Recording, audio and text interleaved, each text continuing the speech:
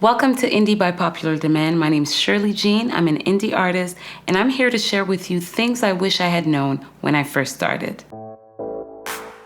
When you're an independent artist, a lot of times this is the big question. It's the elephant in the room when you have conversations with promoters. When anybody asks you to perform at any function, the big question is, should I charge them? My answer to this is use common sense. If I'm being approached by a family member to sing at a wedding, I'm definitely not gonna charge a relative. If a business owner approaches me, it's a completely different setting. Of course, my prices are gonna be higher when I'm being approached by a company who can afford to pay for a live band versus, an individual who's throwing a private party and has a $2,000 budget for his entire event. If I'm singing one song and I have no musician with me and it's just me, the microphone, and my CD or my MP3, I'm not gonna charge them $600, $700 for that. Always have integrity.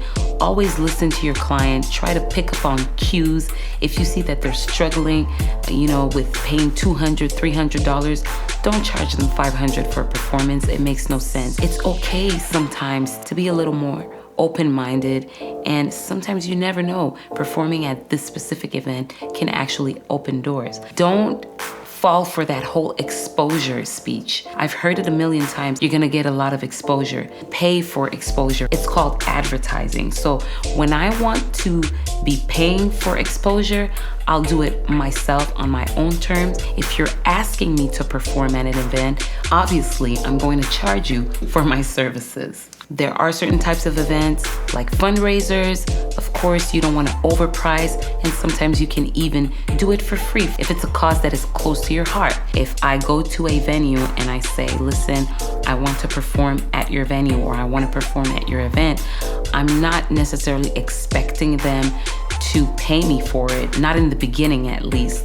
When you are trying to put your name out there, you're not gonna be charging anyone to perform because you're the one actually soliciting people to be part of events. In my personal experience, I've performed for free many times when I was first beginning my journey because I wanted to practice. I also had opportunities where people approached me, paid me directly. I didn't have to request to get paid. They actually had a budget to have me on their show. Yes, you have to charge when you're independent, especially if you're trying to turn this into a lucrative business. You have to get paid for your service. Don't get stuck on the idea that I charge $1,500 for my performance and this is my price.